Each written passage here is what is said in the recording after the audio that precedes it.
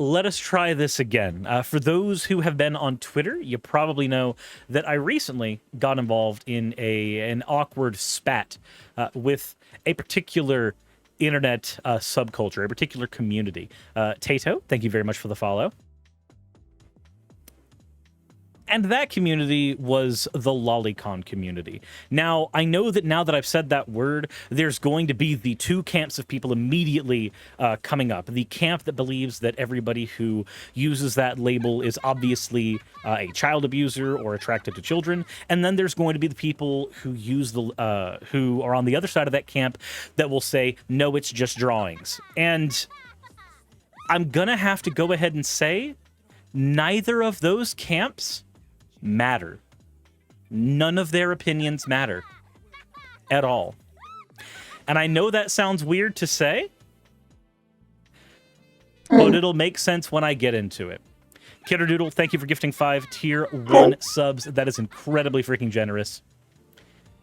Let's go ahead and move into the actual topic itself. We're not going to be having fan art on this particular episode because there is a chance of people getting harassed from here because of the actual problem I found when I started researching all of this. And on top of that, I know that there are fan artists who are particularly uncomfortable when there are certain subjects that their fan art would be featured on. If it's something that I normally do all the time, I'll feature fan art. If it's something that I feel like maybe a little dicey like this, then I won't make somebody's fan art be featured on it. So, before we get into this, I wanted to have a little bit of perspective from Japanese culture itself. Because whenever we're talking about something like this, when we're talking about anime, we are talking about something that used to be a niche and then exploded into such a mainstream phenomenon in both the East and the West. And when we're talking about something like this, we're necessarily talking about an aspect of a country's society. But it should be noted that a random weeaboo on the internet is not going to know jack about Japanese society. You haven't lived there, and you're not going to be absorbing enough of that society through osmosis through watching anime to actually know what the hell you're talking about. To quote the VTuber who I'm going to be showcasing first, Kuni, if anyone were to go to Japan from the West and try to talk like an average anime protagonist to anyone else, they would immediately be shunned by Japanese society with a swiftness. To people who glorify that society because of what they've seen in anime, I hate to tell you, but just like anywhere else in the world, it's got its fair share of absolute bonkers fucking problems. So, the first showcase we're going to show is from Kuni, kind of contextualizing what the issue is with all of this, where Japan is concerned. So, I will go ahead and hand this first bit off to Kuni. Okay, so Suris asked me to record this segment and explain to you, as someone well-versed in Japanese culture, how Japan reacts to certain, shall we say, sensitive subject matter, and why certain things are the way they are online. First of all, Japan is a culture obsessed with youth. From snuggle, crooked teeth, to moe things, Japan is very much a culture that enjoys their cuteness factor, whether in mascots, characters, or otherwise. However, this is very much a product of the society.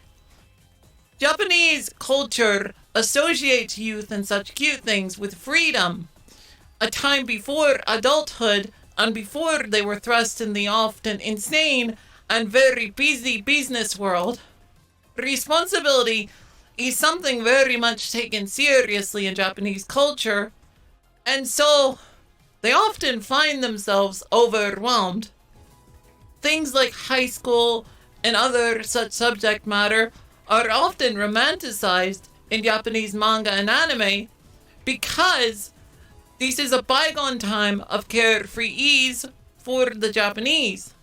This is due to the fact that many places in Japan even have older people that far outnumber the youth by quite a lot.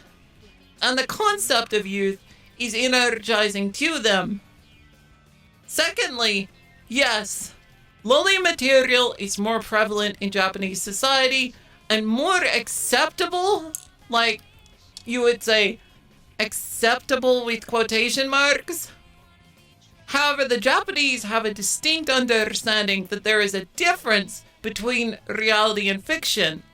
The truth is, sexual abuse rates are quite low in Japan overall, and that sort of thing is not even remotely acceptable in Japan and carries serious repercussions. Like, you would not want to do that shit in Japan. They do not take kindly to actual abusers. And as of 2022, Japan was not even among the 11 countries with the highest sexual abuse crime rates in the world. However, the United States, where extremism is abound, and those idolizing Japanese culture with little understanding for the reality of Japan, is. In fact, America was number 11. So, there you go. So, basically, and thank you very much for recording that for me, Kuni, so that I could have a little bit of context from somebody living in Japan for this. Now, for those who might not know, but maybe have gotten through context clues what lollycon is, let's go ahead and give some definitions here. So, if we're talking about anime in general, a lolly is any character that is made or coded to be prepubescent or extremely young. Either way, it generally is somebody who looks around 8 to 10-ish years old. Sometimes it's somebody who looks more into their very early teens. Doesn't matter. With all of these descriptive terms, they will always be somewhat loose, and there's no real way around that. This is distinct from lollycon. Lollycon is the culture surrounding those characters, surrounding stories about them, and in many cases, surrounding porn that has been made of those characters.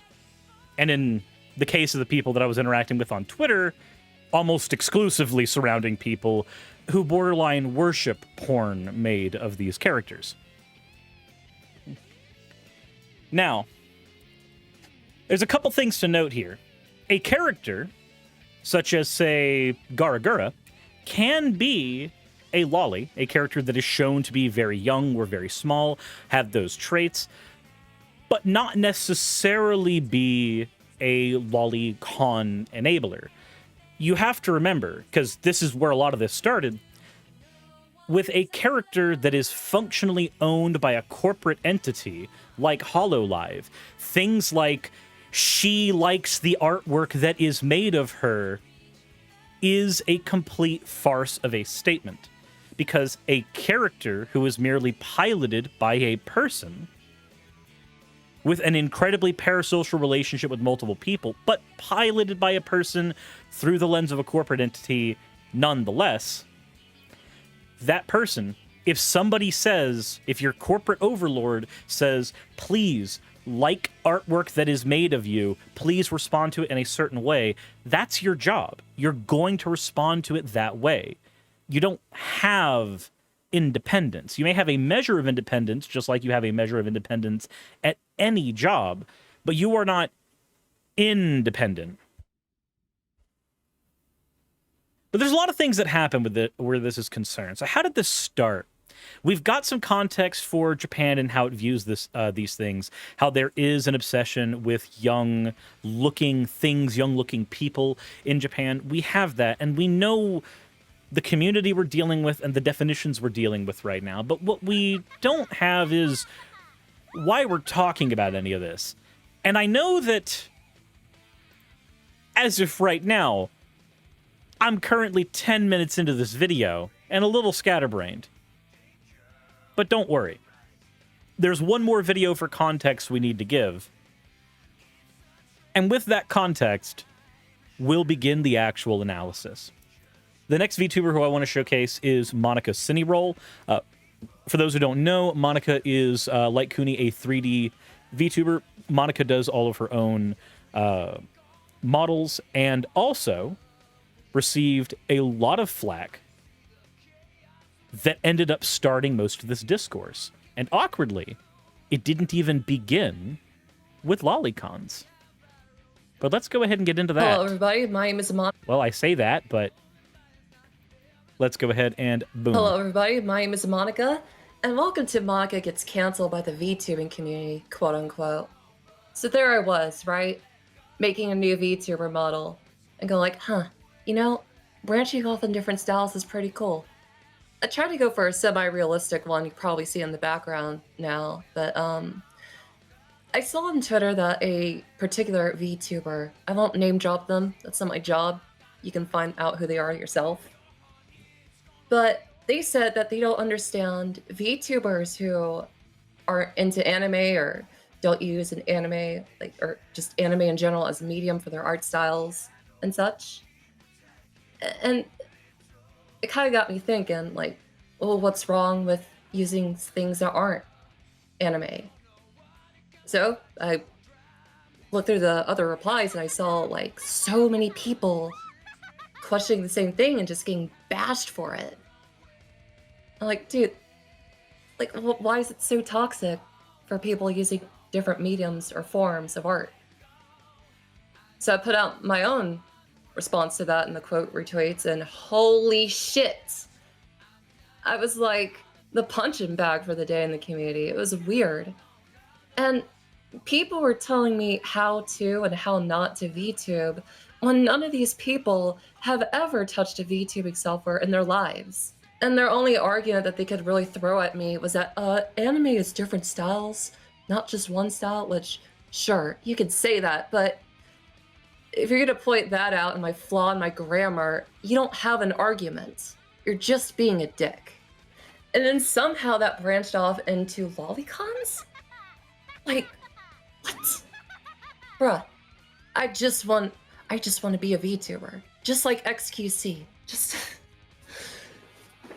I will never understand why people almost glorify gatekeeping in this community, call people tourists for not fitting a particular stereotype that is a VTuber. By that logic, if you're gonna call people a tourist, no one who isn't Japanese should even be watching VTubers. So if you're gonna pull that card, then I guess you should stop watching VTubers, huh? I'll never understand the tourist thing. Have any of these people ever, picked up 3D modeling or done live 2D? No. I don't know what the kind of work goes into this kind of stuff. This stuff is made for passion, to be able to express yourself, to show off your skills, show off what you're good at, not to be the next Guargura.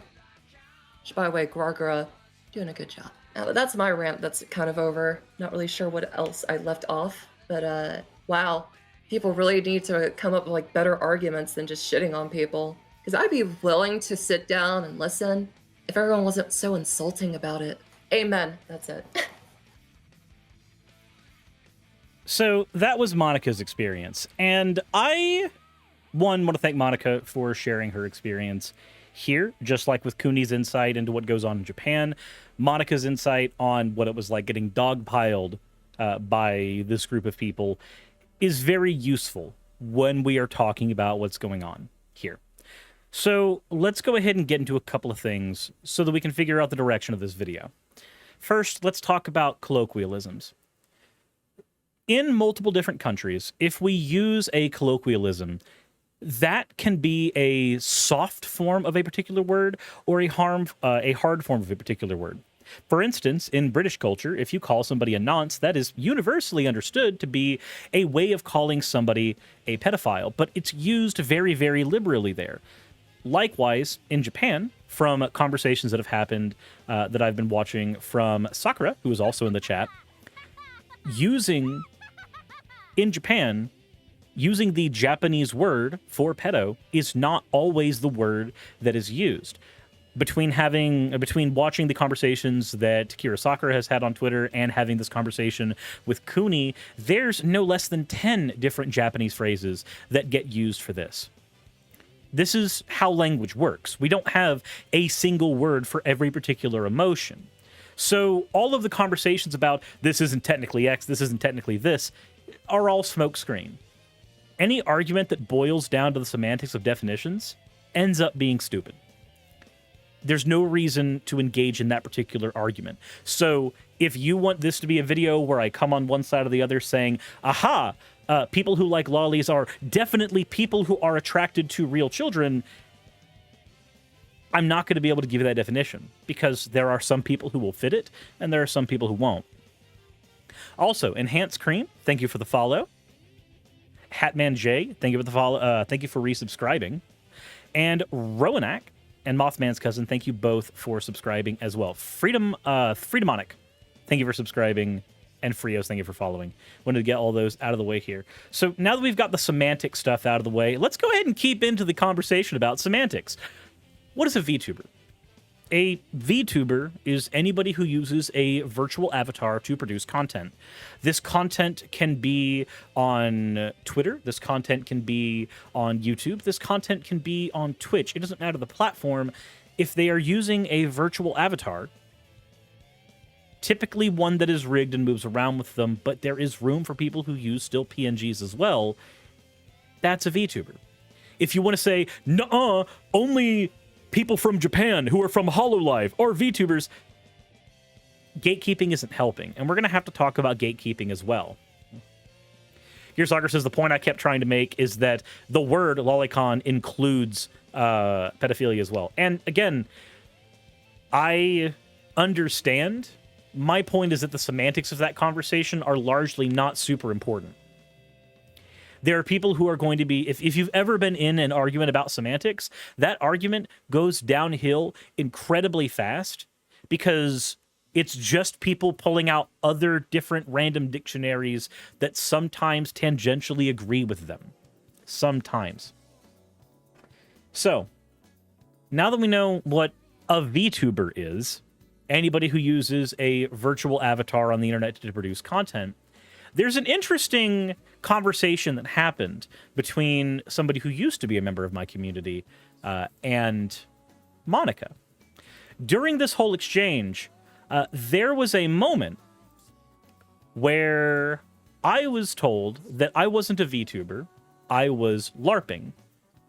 I wanted to be, I ended up being a dick and just pointing out that, hate to tell you this, but VTubing is LARP. Literally, it is live action roleplay. I am live, and there is a part of me that is technically role-playing a character on the internet. Even if that character is just an exacerbated version of myself, that is still a character of some kind. All VTubing is a type of LARP. Me and Monica were both also called anime tourists during this. I was curious what the fuck an anime tourist is. But I was pointed out that if you join a community because you liked the most entry-level shonen series of a particular season, or what your favorite YouTuber told you to watch, and then you start acting all high and mighty about the industry as a whole, you're a newbie with delusions of grandeur. I was given other definitions of what an anime tourist are, but functionally, I found out that it turns out none of them matter either. Because what a tourist is, in this case, is anybody who is not sufficiently a fan enough. Much like how there are Star Wars fans, who were Star Wars fans because they watched Episode 4 and Episode 5 when they came out and loved them in theaters, but then might have never seen Episode 6 for a variety of reasons, and then maybe saw one of the prequels, who knows, but they still really loved what they saw. They're Star Wars fans. There's no doubt in my mind, these are people who are fans of the material they've watched. They don't have to watch all the material to be Star Wars fans.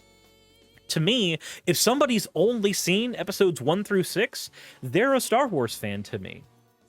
Even though I, as a Star Wars fan, have read over 50 books in the series, both Legends and current canon, have spent a little bit of time playing the MMO, not a whole lot, but enough to get grips on whether or not I wanted to play it, and has watched each movie multiple times, sometimes in marathon.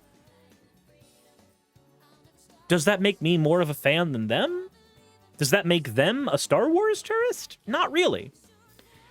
When we have this conversation about tourism in a community, you need to understand that certain things that are considered normalized in your niche community might actually be toxic. And we're going to have to get a little more on that later, but sometimes having tourists in your community comment on aspects of things in your community that are weird or harmful or anything like that is actually beneficial. Because people who are thoroughly entrenched in a community will sometimes make up the most mental gymnastic-y backflip answers for certain things that happen in their community and saying that these are all okay. If you want good examples of this, I can point you to the Sonic the Hedgehog community, a community I am also heavily involved in, not just with my my stuff that I do on Sunset City with Game Apologist, Channel Pup, and Wayne as boss, but also the fact that I've been heavily invested in that series in and out of its larger community since I was a child. And I, too, engaged in those same types of mental gymnastics to defend my favorite things in the franchise, even when I knew that objectively certain things I was defending, I had no reason to. Things that I absolutely loved in the original Archie run of the comics that were penned by Ken Penders were not necessarily objectively good, but I would defend them because I was a fan. I needed to. At least I thought I did. I was a huge fan of the Wii, and I would defend that system to the death. If somebody said they didn't like the Wii, my first question would always be, how many games have you played for it, so that I could try to purity test the person to see if they'd played enough to really come to that conclusion. And while sometimes the extent of their time on the Wii was playing a little bit of Mario Galaxy, touching Red Steel once, and then playing Wii Sports, and that's enough to go, okay, you haven't played enough, that's not enough for them to actually not like the Wii. I've experienced a shit ton of the Wii's library to say that I love the system, but I haven't experienced all of it. If I went through all the shovelware on the Wii, would I then have to say that, no, I actually don't like the Wii because there's like 27 good games on the thing and 150 ones that are absolute piles of horse crap? What we have here, ultimately, with the tourist problem is what's called the argument from the heap. At what point does a pile become a heap? If we have a pile of sand, and we want to figure out how many granules of sand separate a pile of sand from a heap of sand, we've immediately come across an impossible problem. Who is or isn't a tourist? Who is or isn't allowed to be part of your community that has no true gates in it to begin with is always going to be an argument from the heap. And this leads me into the next thing, the argument that lolly is a cornerstone of anime, and if you don't like it, you have to hate anime. This is an argument that I've seen during this entire discourse, and it doesn't make much sense to me. While lolly and moe and cute, innocent young characters are a factor in anime, they're a thing. Hell, one of my favorite animes of all time is Madoka Magica. I can still be uncomfortable with the final scene of that anime where Madoka and Hamura are nakedly embracing each other. I can be uncomfortable with that scene and still rank it as one of my favorite anime. Because it turns out you can like a thing and then not like aspects of that thing. A true fan of something is not somebody who accepts all of the bullshit that comes with it wholesale. A true fan of something is a nebulous term that can never be accurately defined by any one person because no one else will share that completely insular definition. There are people who watch that anime who found no issues in it whatsoever.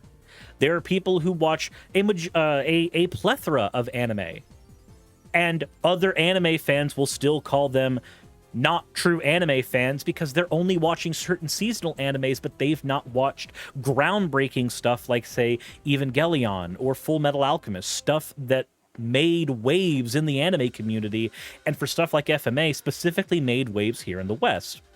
There are some people who will say you're not an anime fan if your favorite anime is Dragon Ball Z. Like the person pointed out here when they said you like the most entry-level shonen series. An anime fan is simply somebody who's a fan of anime. They don't have to watch all the anime that ever releases. They don't even have to watch most of it. They just have to enjoy the content and be enthusiastic about it. That makes them a fan. You can't no true Scotsman something like this.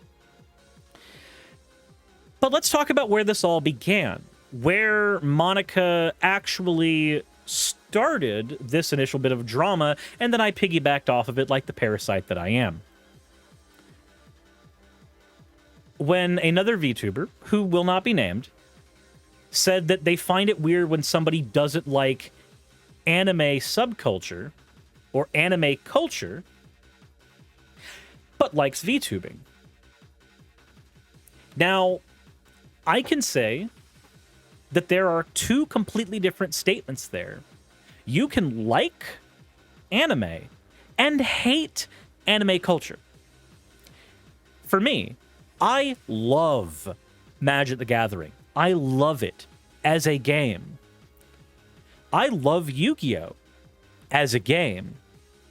But when it comes to the culture surrounding those two games, I much prefer Magic the Gathering subculture to Yu-Gi-Oh! Subculture. My experience with the Yu-Gi-Oh! Culture, as somebody who's played from the very first set till now, has been one of hyper-competitiveness, toxicity, dick-measuring contests, and elitism.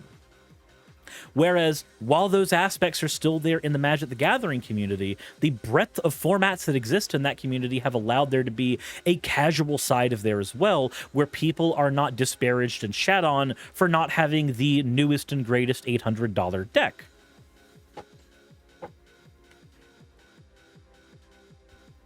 So bringing that back to anime, you can like every anime that has ever been released, including the original dub of Ghost Stories, and still dislike the subculture that has been created under it.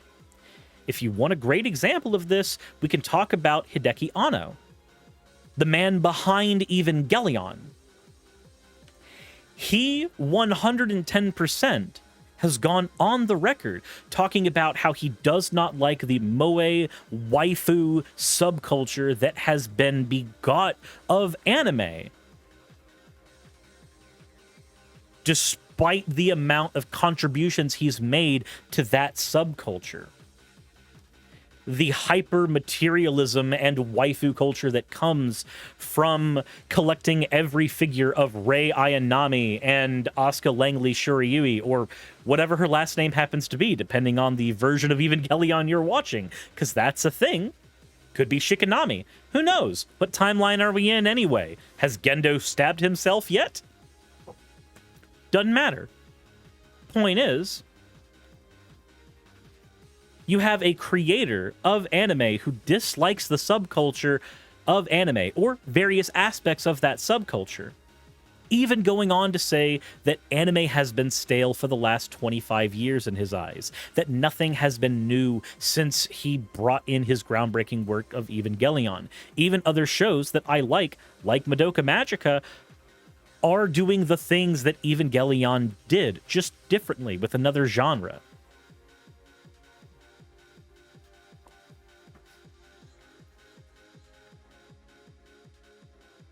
Now, why do I talk about all of this?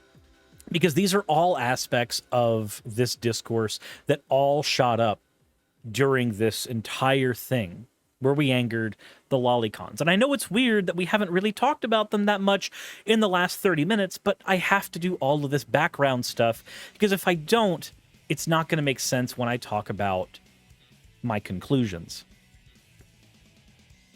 But maybe you've clicked this video. Maybe you hopped into here to hear me say that all lolly is harmful and let's go ahead and call it a day. I hate to tell you this, but I did some research. And it turns out there are some papers you can read about what happens when you legalize certain types of porn. And I will get into the differences here.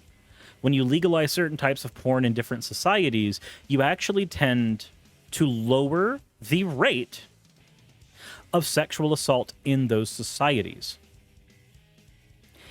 And this is something that can be shown across practically any society at all. When you increase access to an outlet, you decrease the rate of harm. But note that I've been very careful with my words. I've said porn in general. I have not said porn depicting children. And here's where we have to have the delineation.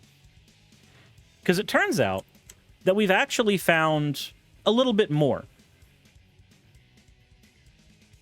While Milton Diamond from the University of Hawaii did present evidence that legalizing pornography is linked to lower rates of child sex abuse, there is another bit of data that we have to look at. It turns out that when real child porn, when actual depictions of children that has required children to be harmed in its creation have been part of the conundrum, the opposite is true. Because you create a culture where people are able to distribute that amongst themselves. And when you do that, at the numbers I'm looking at here, there was a 76% chance that those who exchanged real depictions of children amongst each other would actually harm people. And 76% is an astronomically high number. That is an incredibly high number of people who have or will abuse children. And at that point, that's enough to say, no, shut that all down. But what about lolly stuff? Now, it should be noted, if we are talking about drawings of characters, as gross as they may be, as much as the knee-jerk reaction wants to be, these are depictions of children, what the fuck are you doing? The data awkwardly shows that when material that does not show, like does not have actual children involved in it, the rates still fall. And that's an uncomfortable thing to think about, because it means having to accept something that is incredibly gross, having to accept something that you don't like. It means having to accept something that your knee-jerk reaction automatically to say, this is bad, this is wrong, what are you doing, what the fuck is wrong with you? You want to say that to this community. But yes, Nikes, you're right. It's a surrogate outlet. But mind, again, there's a difference. When it is real people involved, the rates go up. Again, 76% of people who have been active in distributing or holding or hiding any type of real depictions of children commit crimes against minors. So isn't there research to suggest that predators who target children are actually more violent when the fake CP stops doing it for them? So there are cases, like, say, Ted Bundy, where a person who was already going to cause harm had an outlet and it was not enough for them. The thing is, these are not binary situations. Drakey Scholar, thank you for the follow. These aren't binary situations. It's not you allow these types of fictional depictions into society and suddenly the harm stops. It's that when you have these types of things available, harm goes down. You don't necessarily make it to where it stops completely. Not every person who would otherwise harm someone will choose not to because they have a different type of outlet. Because there's other factors that need to be talked about as well where that's concerned. And I know, again, the knee-jerk reaction is to engage in performative outrage. But if I were to direct you guys to another situation that had performative outrage over abuse of children to maybe show why that didn't work out, we need to talk about QAnon. And I actually do have an article for this as well. For decades, I've worked with people who live in poverty, those who experience abuse and neglect. Goal has always been to help reduce the future abuse and violence. Like many, I've experienced anger and rage at those who would sexually harm others. But I've come to learn that these feelings, while understandable, do not help prevent more abuse. In fact, they can make it worse.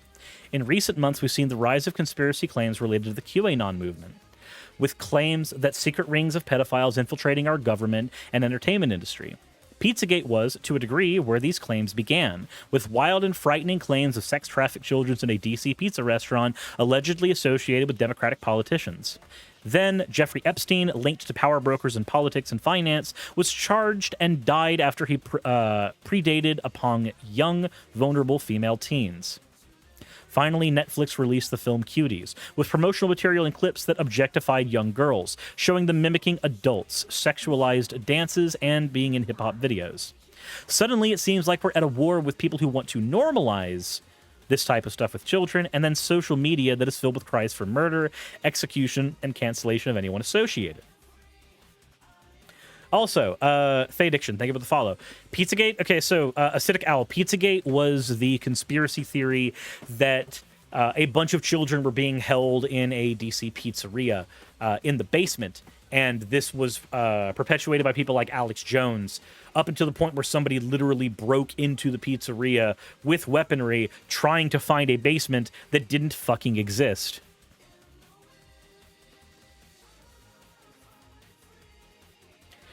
Goes on to point out children deserve to be protected, and it is indeed our job as adults to protect them. But to truly protect young people, we must deal with reality and not a fantastical conspiracy. There are some critical facts from these conversations. Most children who experience abuse are abused by people they know. Over 90% of assaults against children are committed by relatives, siblings, parents, teachers, pastors, ministers, and neighbors. Less than half, around 40% of assaults against children, are committed by people who are considered pedophiles. The majority of crimes against children are perpetuated by people who do not have any history of disordered sexual arousal towards children. Instead, issues of drugs, alcohol, anger, isolation, and control motivates these events. And it is here where I want to point out we have more to talk about. The article goes on more to explain how simply having a disorder where you are attracted to children doesn't necessarily automatically mean you will be a predator.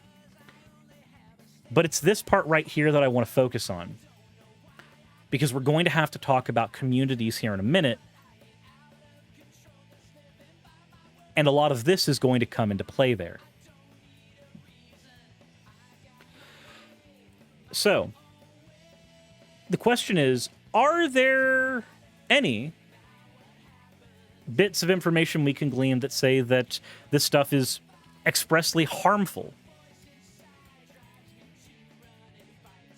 I know there's a lot of people who want to say, for instance, that drawings like this encourage acts on children. And my knee-jerk reaction is to agree with you, but then I have to remember that we've had these exact same allegations thrown out constantly against video games.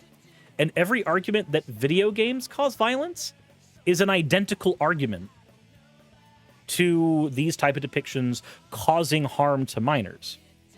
All the same mechanics are involved. And in fact,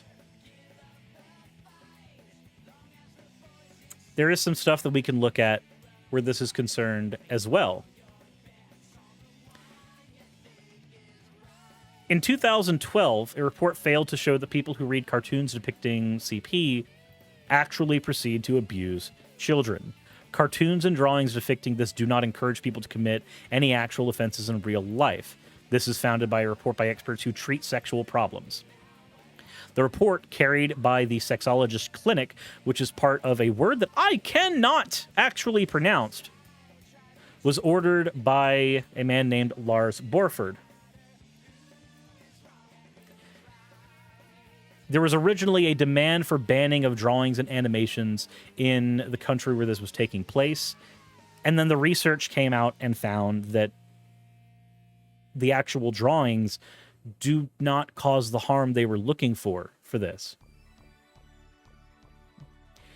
And there are more studies in this as well. In fact, actually, there's an author, Patrick W. Galbraith, who has written extensively in multiple articles about Japan and this particular culture where the lolly issue persists, pointing out that actually, no, this has not caused an increase in harm in children.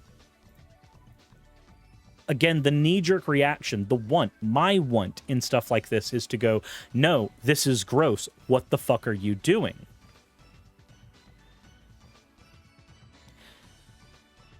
But then when you look at the data, you realize that actually this stuff existing, gross as it is, it lowers the rate that children will get harmed.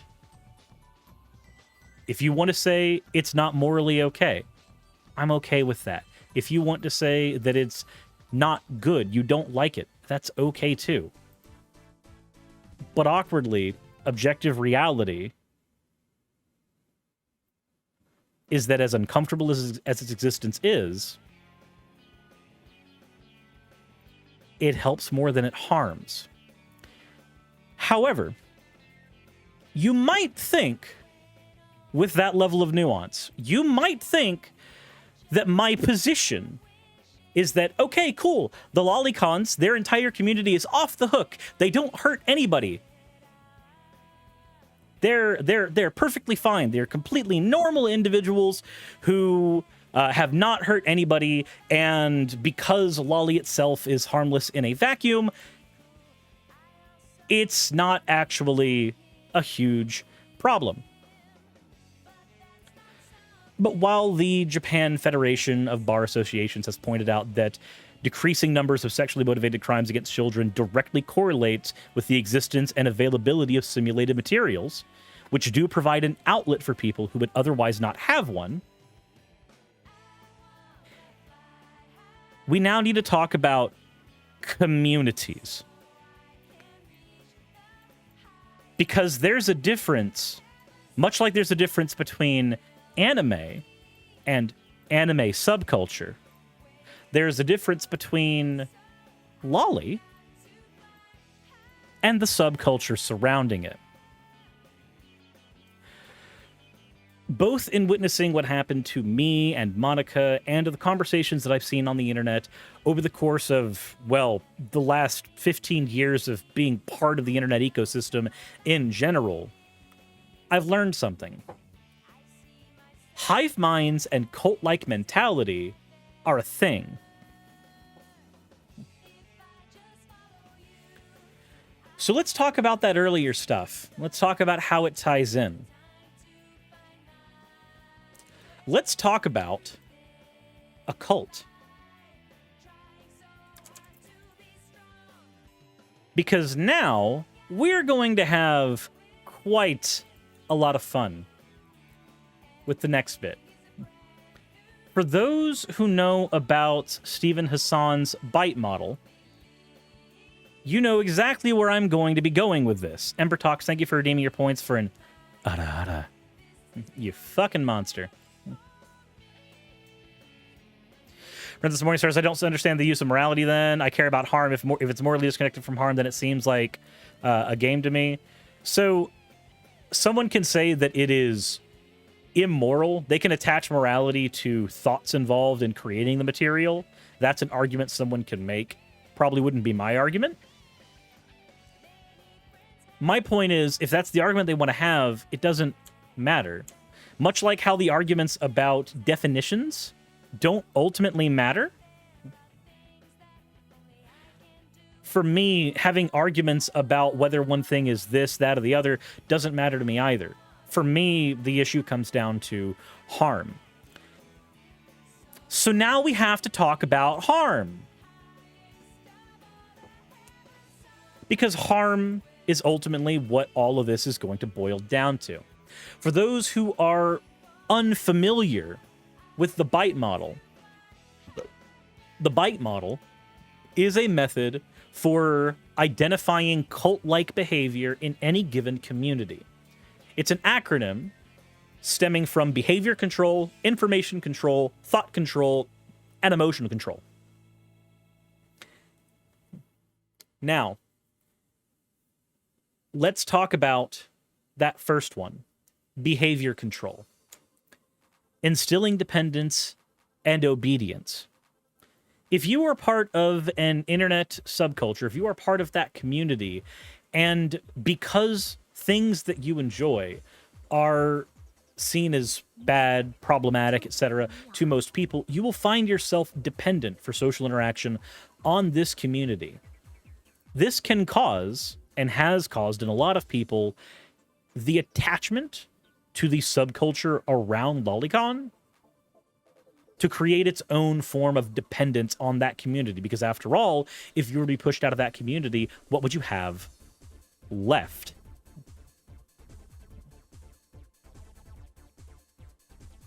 It moves on to talk about modifying your behavior with rewards and punishment. There's a bit of a hive mind associated with this community that I have noticed, where if you say something disparaging against it in any way, shape, or form, or even seeming to be disparaging, they will come out in droves and punish you. Likewise, if you're a part of this community and you find yourself agreeing with one of the oppressors of your community, you will find the exact same punishments levied at you. It should be noted, with all of that, that this reinforces the dependence on that particular community. Now, we don't find the same levels of control with clothing and hairstyle, restricting what you eat and drink, how much you sleep, financial stuff. You don't see as much of that. You don't. You don't see anything where group indoctrination rituals is concerned. Like, none of that is really part of this. However, we can talk about information control, and we need to talk about otherization. Deliberately withholding and distorting information, not really a thing that I've noticed with this community, but forbidding or even potentially getting angry for communicating with ex-members and critics. We need to talk about othering, because there's a term that gets used for people who are against lollycon. Enhanced Scream says, what is pi? 3.14 da da da da da da da da da da.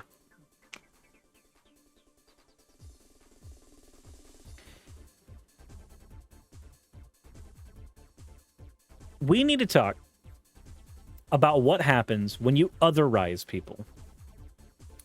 So, colloquially, within the community of people who happen to imbibe, engage with, consume lolly material, there is a word that is used for people, and it's anti. It's the same thing as what happened with Dreams culture, where the Dream stan community called anybody who didn't like them or didn't like Dream antis and otherized them in that way, and then it made it very easy to dismiss anything they said, any outside criticisms they would voice. Likewise, if you don't like lollies or don't like lolly culture, which I fucking don't, you get labeled as an anti. You get labeled as an other. And once you're labeled as an other, an anti, a tourist, in some cases, a fake VTuber,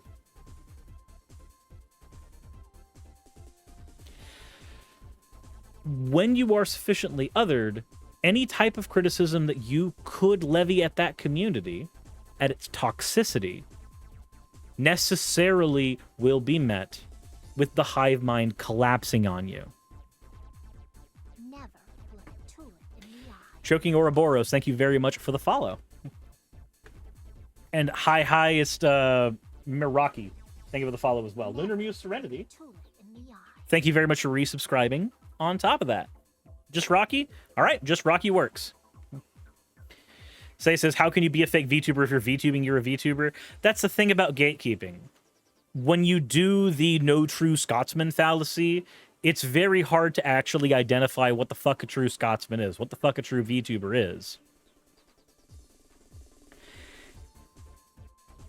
Now, there's another bit of information control we need to talk about besides the ability to restrict who can actually engage with critics. We need to talk about the generated use of propaganda. I'm not going to show the images themselves from Twitter, but you can go onto my Twitter feed very quickly and find them. There is an interesting thing that happens with the lolly community. Whenever you point out that a VTuber does not necessarily meet the criteria of being part of their community, they have entire image board walls, giant murals dedicated to showing every single bit of art and every interaction with a VTuber where they've liked that art. And despite an awkward inability to actually showcase whether or not this particular VTuber agrees with the things your community says or does in real life outside of their corporate identity, having these massive image walls that get thrown at you every single time, it's the exact same mechanics as creating propaganda.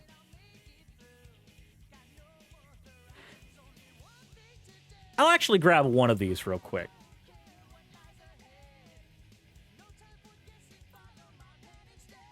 One showing Gura that a little NSFW, but it's stuff like this.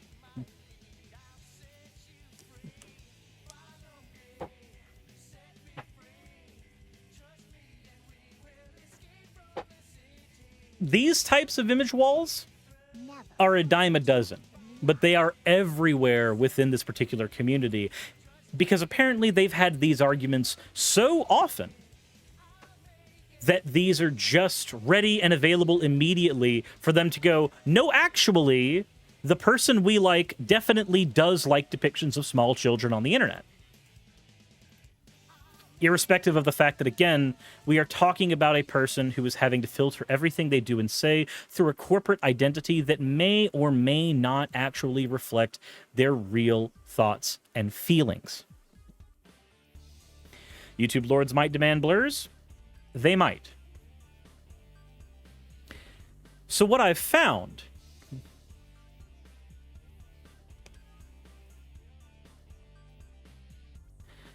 in my research here is that while the actual material itself may not be harmful, the communities that are created around it are.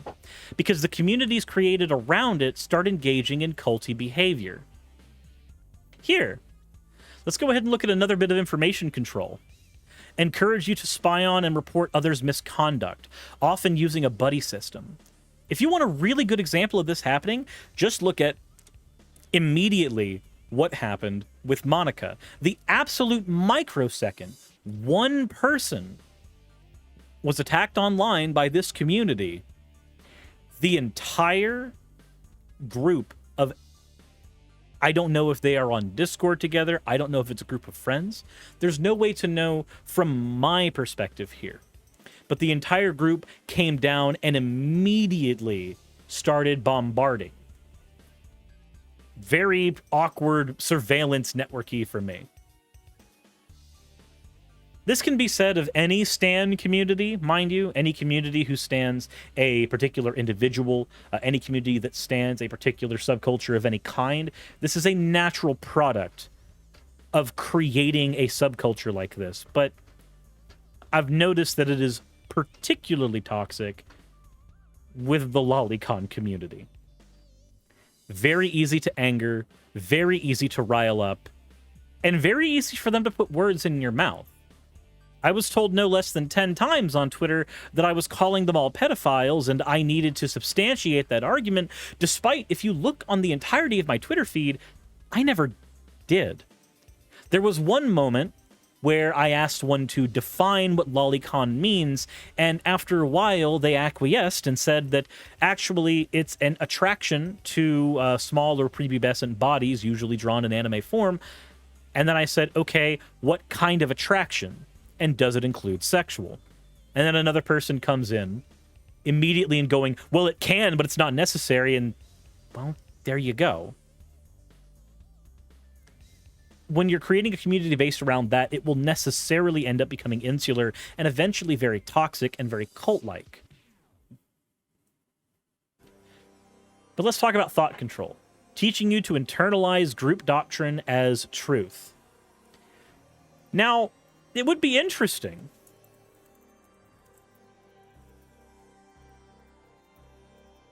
It would be interesting if there were any particular websites or anything that happened to give you a way to have a particular group dogma and maybe a handful of talking points that you could use to constantly defend yourself. Except there are. There are forums dedicated entirely to trying to take every single anti-lolly argument and categorize them into a file so that you can have ways to respond to every single one.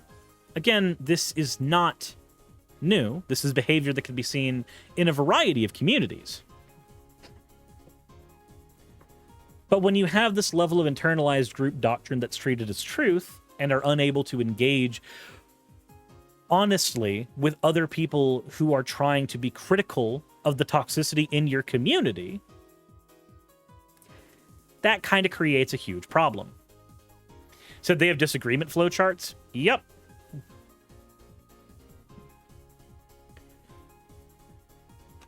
Now, this is a fun one, changing your identity, possibly even your name. This is not a true point, but I could make the argument that every single one of these people, with a handful of exceptions, changed their profile picture to like the 17,000th picture of Kana from Dragon Maid. But that's not really a point. That's just a funny observation. Rejecting any rational analysis, critical thinking, and constructive criticism. Again, all Monica did to start this was point out that there were other styles of VTubing besides anime, and there are people who do mechanically the thing that VTubing is without necessarily liking the subculture of anime. That type of outside constructive criticism is not allowed in lollycon subculture, generally speaking. Teaching thought-stopping techniques. I literally talked about the othering, the use of the term anti-lollies. This type of thought-stopping technique is ubiquitous amongst practically all types of cult-like behavior. Am I saying that lollycons are part of a cult? No, I'm not. But I'm saying that enough of the mechanics are involved that I wouldn't want to be anywhere near that particular community due to its toxicity, due to the way that it treats its members, and due to the way it treats its critics. And then, of course, emotional control, making you feel elitist and special. Look at you. Aren't you just the smartest person on the internet? You know the difference between a drawing of a girl and a real girl. You know the difference between this kind of abuse, and that neckbeard over there doesn't. Aren't you so special because you know this? It's the exact same mechanic. Teaching emotion-stopping techniques to prevent anger or homesickness. Threatening to harass friends or family. There have been people who've been doxxed by the lollycon community repeatedly. But here's where I've got to give more here. Shiziru, thank you very much for the follow. I need to give an actual analysis here. This right now is just comparing different things we see in cults with the actual lollycon community itself. But let's maybe dial things back for a moment. How's it going, Fort Spinning? Thank you very much for the follow. Let's maybe dial things back to the original conversation about whether or not this is attraction to children or whether that conversation even matters. due to the stigma associated with this kind of fictional depiction, I did find that there actually is a precedent within these communities to immediately out actual pedophiles. If anybody is found to actually be harming children in these communities, they tend to get outed very, very quickly, and they tend to get shunned by the insular community itself. Now, whether or not this is done because there is a social stigma against this to begin with, and this is a reaction to that stigma, or this is actually done because this is seen as a normal thing within the community, I don't know. But I don't think it matters. I think what matters the most here is the fact that that is actually happening in that community. And that's a good thing. If I have to give one thing to that community, it is the fact that there is a precedent for outing people who harm people. Just like there's a precedent within the furry community for outing people who happen to be people who practice bestiality. There is a precedent for outing abuse despite the knee-jerk reaction to those communities themselves. However, there's some other claims from this particular community that I think need to be addressed before we come down. I'm going to give my one positive, but now I've got to give my list of negatives. The amount of toxic reactions to people giving anything close to even a cursory glance at their community from the outside, the othering, the gatekeeping, and not just gatekeeping for lollycons, because people don't want to be a part of your community. They don't want to be part of the lollycon community. They don't. But there are people who are part of the anime community or the VTubing community who happen to just tolerate or accept the fact that there is a normality to this kind of moe culture in anime. But they are not necessarily your community, nor do you have the ability or power to oust them from your community. Because at the end of the day, your community is a niche within a niche within a niche. And somebody does not need to be part of your niche to be part of the greater community at whole. If I were to give a purely mechanical example of this, somebody can be a huge fan of Magic the Gathering, but only play Commander. Somebody can be a fan of Magic who only plays Legacy. These are both fans of Magic the Gathering. These are both part of the Magic the Gathering community, but these two people will likely never intersect and never see eye to eye. Because they necessarily like two very different, mechanically opposed types of things within their culture. Said, can someone be a Magic fan if they only accept the existence of red cards? Yeah, you're a fan of an entire fifth of the color pie. I noticed a thing with a lot of these accounts that responded to me and Monica during this. A lot of them absolutely adore HoloLive, but seem to dislike VShojo. Now, for those who don't know, HoloLive is probably the biggest corporate entity where VTubing is concerned. When you think of a VTuber, typically you're going to end up gravitating your mind towards a HoloLive VTuber, Gargura being probably the most prominent example.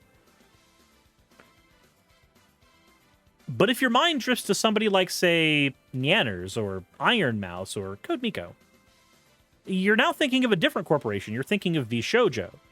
While they're also a corp, they are also known to be a lot more lenient and lax with their VTubers.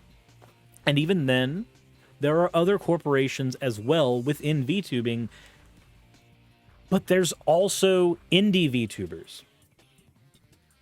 If I'm going to conclude the what is a VTuber thing here, one of the most toxic things that this god-awful community of lollycons try to shove their dicks in,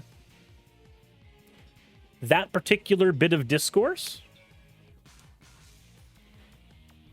If you are to argue that anybody who is not part of HoloLive or agrees with those methods or follows those aesthetics is a VTuber, that's like saying that a game on a PlayStation is not a video game because it wasn't made by Nintendo or by Nintendo fans. Vulpine Tyrant, thank you very much for redeeming your points, friend. You fucking monster.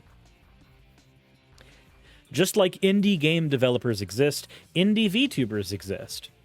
I have a lengthy list of indie VTubers I could recommend you if you want to find some who are awesome. If you like pixel art, maybe go watch Kane 8. If you want somebody with boundless amounts of positive energy, maybe go watch Hanako, the Strawberry Dragon. If you want to watch somebody who's going to get involved in all kinds of batshit crazy antics in VR, maybe watch Kuni, Eldritch Mom. If you want to watch somebody who makes some of the most outstanding 3D models on the platform, go watch Monica Cineroll. If you want to watch one of the most amazing VTubers when it comes to interacting with an audience, even though they are mute, please go watch Miss Lacuna. And the list goes on. I don't want to miss anyone that I could otherwise recommend. I mean, I also have to point out the absolute boundless energy of Poppy the Lich. I didn't even think about that for some reason. I could also recommend, if you haven't, maybe go check out Takahata 101. He used to do work for DBZ Abridged, and now he's a VTuber.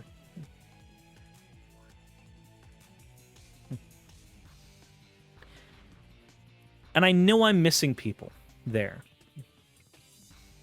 I know I am. But the point is that there are corporate VTubers, and they're valid. There are indie VTubers, they're valid, despite the toxic knee-jerk reactions of this particular community.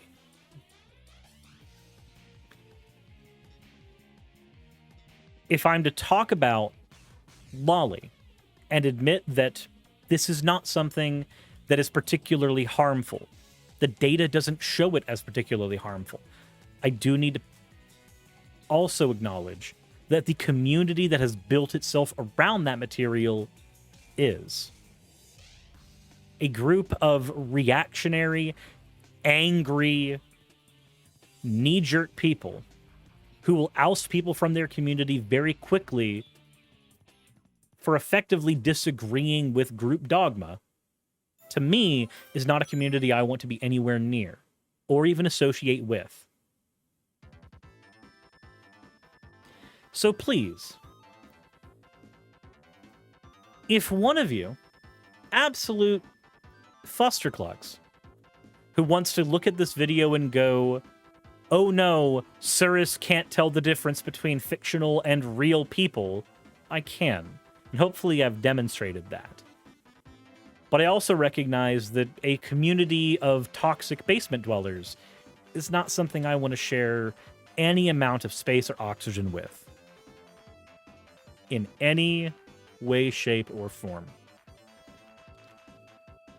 Hopefully, as scatterbrained of a video as this is, that can go over that entire rabbit hole. This isn't something I necessarily wanted to ever have to talk about, but I stirred up a hornet's nest, so may as well go ahead and talk about it here, on the platform that I've got. But with that said, let me know what your thoughts are in the comment section below. If you enjoyed this video, let me know. Hit the like button. If you want to support my channel and what I do, there's Patreon as well as affiliate links down below as well. But with all that said, guys, thank you for listening to this. And as always, everyone, insert end of video tagline here.